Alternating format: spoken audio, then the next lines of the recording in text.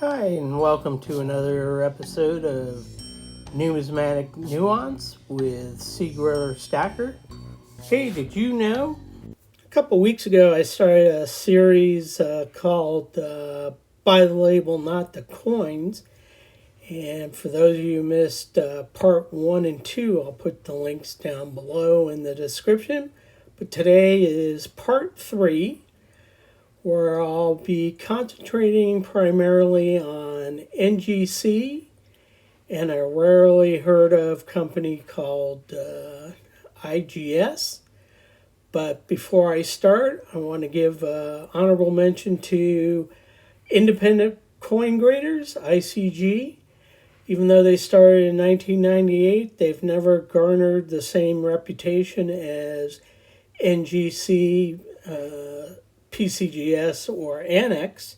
Many believing that their grading has become inconsistent.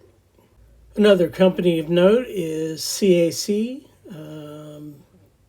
Certified Acceptance Corporation, which has garnered a lot of attention lately and has become known for their stringent grading practices and is becoming the go-to company if you want your coins graded under very strict conditions.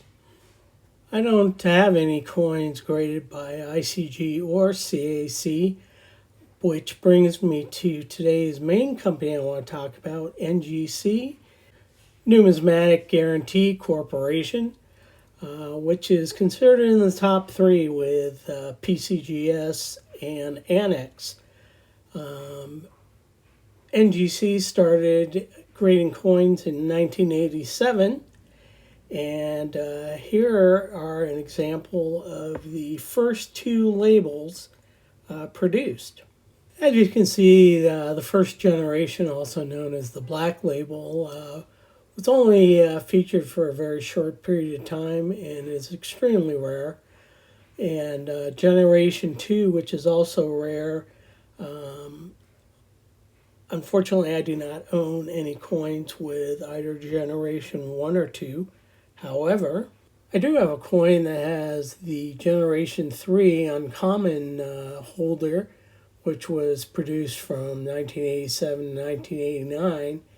And it featured a new front label and a rear label, which many people do not know is located on the outside of the slab, not the inside. Let's go ahead and take a closer look at it here. Here's the front side of the label.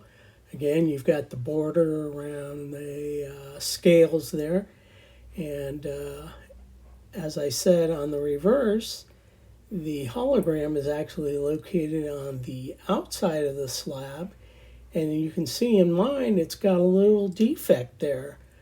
I'm assuming that a coin dealer at some point had placed a price sticker or some kind of sticker on the back, and when peeled off, took part of the hologram with it.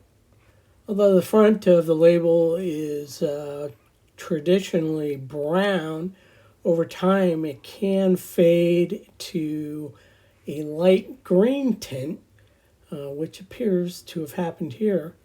And again, a closer look at that reverse, you can see where the hologram was taken partially off, again, I'm assuming by a sticker. Closer look at the coin itself, which again is an MS66 brown 1909 Lincoln wheat cent. And is quite a nice representation of the first year of the Lincoln cent. Another NGC label that you don't see often is what they call their green label. And these labels are reserved for the coins that have been deemed especially in good condition, nice luster, and great detail, compared to other coins of the same grade. As you can see, this one does look like a pretty nice coin. Here is a PCGS version of coin in the same grade, and let's go ahead and compare and see, does the NGC green label actually appear to be a better quality than the equivalent PCGS of the same grade. Here you have the green label, both forward and reverse. And then here they are together, the NGC green label on the left, while the PCGS label on the right. Go ahead and leave in the comment, do you think the NGC green label does demonstrate a higher quality coin? For fun, I want to conclude the video with 3 coins that I have slabbed from a company called International Grading Service. It's a company I never heard of, and I did not buy the coins. However, they were given to me from a coin dealer, sort of as an incentive to close a deal we were negotiating. If you Google IGS, you will get conflicting information. This one says that IGS is a company that grades coins and cards, and they offer services at a reasonable price and a simple submission process. It's considered a quality product. However, there's conflicting information. Google also says that while there's a company called International Grading Services that claims to offer coin grading, is not considered a reputable or widely trusted service in the numismatic community, and is often viewed as a basement slabber. Therefore, IGS grading is not considered legit for coins by most collectors. I was able to find one coin on eBay, which apparently also came from the IGS with a label very similar to mine. This happens to be for a Lincoln Cent, which by coincidence also is a graded 70 in DCAM condition, which I find pretty ironic. I'm just wondering if that's the only grade this company gave its coins, and is it legit, or was it a scam to get the most money out of people? Here is an example of the first coin in my set. It's a bicentennial Eisenhower dollar, silver proof, in a PR70 DCAM grade.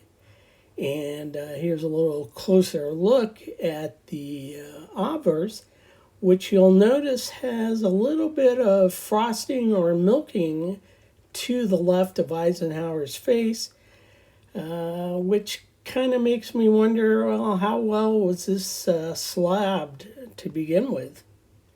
While we're on the subject of bicentennial coins, let's go ahead and take a look at the reverse of this Ike bicentennial dollar. This happens to be one of the most underrated reverses, I believe, in U.S. Mint history. It's got a picture of the cracked Liberty Bell and us landing on the moon. Quite an accomplishment for a country less than 200 years to go from its independence to landing on the moon. Another thing of note is there are actually 2 types of the reverse for the 1976 Eisenhower bicentennial dollar.